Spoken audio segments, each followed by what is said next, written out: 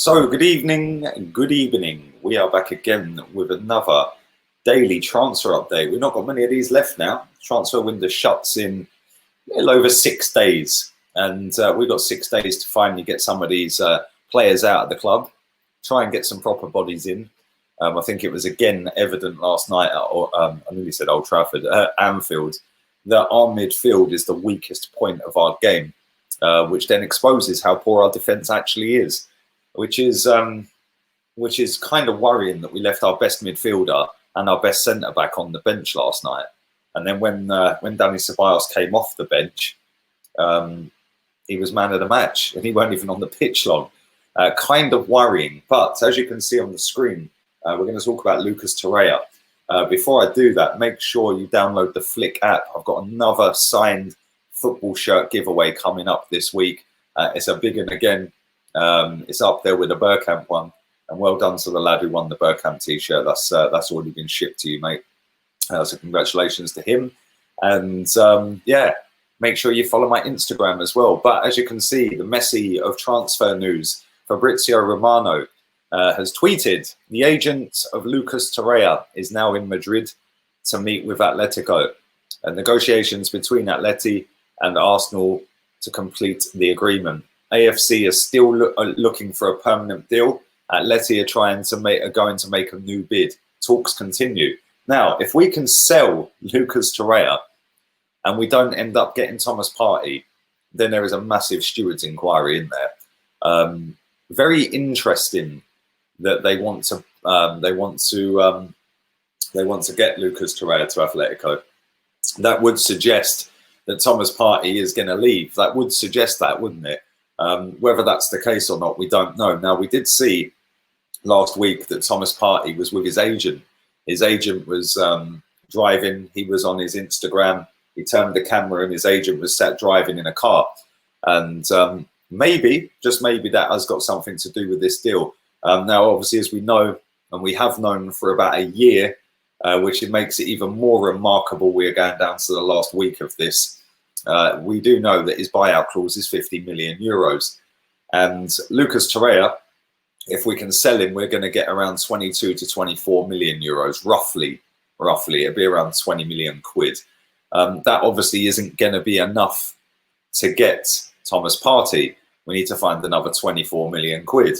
So where do we get that money from? What do we do? How do we do this? Because we've been told by our CEO and our technical director that we don't need to sell before we can buy it.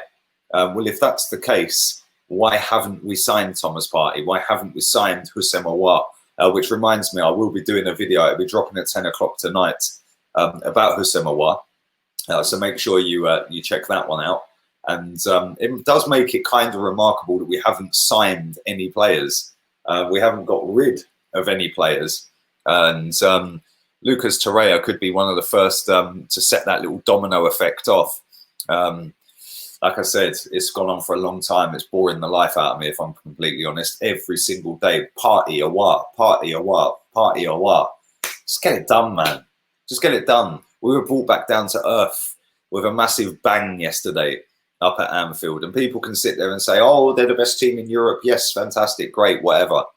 The fact is, we didn't play our best centre-back. Why do 20-odd million quid on the guy who's been superb in the 2 games he has played to then leave him on the bench?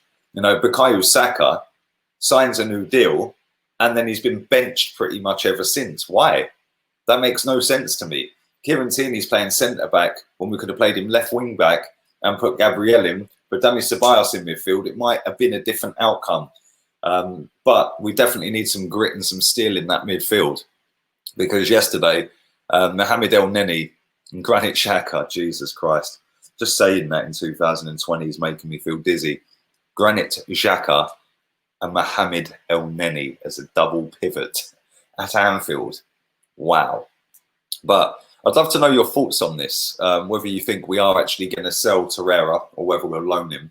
Obviously, they wanted to loan him. We want to obviously get the money in. If we do get that deal done and we do get cash for him, let's say, it's not going to be up front. It's going to be on a payment. It's going to be staggered. It's going to be paid over the next couple of years, I'd imagine. But does this mean that we're going to end up getting Thomas Partey? Does this deal to Torreira going to Atleti mean that Thomas Partey is surplus to requirements and is actually going to leave and come to Arsenal? Does it mean that's going to happen? If that is the case, then why has it taken so long? I genuinely don't know why it's taken this long. We've known that Torreira's wanted to leave since he got here. We've known for at least a whole year that he's desperate to leave. And we've known for a year that Thomas Partey's release clause is 50 million quid. So I don't really understand how it has gone down to the last week of a transfer window for us to even get to this point. This should have been signed, sealed, delivered back in July, or at worst ways, August, before the season started. But again, I'd love to know your thoughts on that. One other player that I want to quickly speak about very quickly is Socrates Pastafopoulos. I think I got it right. But he is linked with a move to Nice in Ligue 1. And again, another one that's taken forever to get to this point. He's been linked with Napoli. Gattuso's come out and said that he wants him. He's got 10 months left on his contract, 9 months, something like that. What is taking so long? Just please get these players out of this club, man. And hopefully we can move on. Everyone keeps telling me about the manager being great and this and that. Like I've said before, you're only as good as the players you've got. And everyone that was sitting there knocking one out about Granit Xhaka's performances got brought back down to earth yesterday, because that is Granit Xhaka in a nutshell. Play well for 8 games, then do that. And he ain't at the level. So hopefully when we get Thomas Partey, if we get Thomas Partey, if we can get Houssem Aouar, it'd be very interesting to see if Granit Xhaka keeps a spot in the team from all these people that keep telling me how great Granit Xhaka is, isn't it? But there we go. I will be back at 10 o'clock, not 9, 10. So make sure you come and check that one out.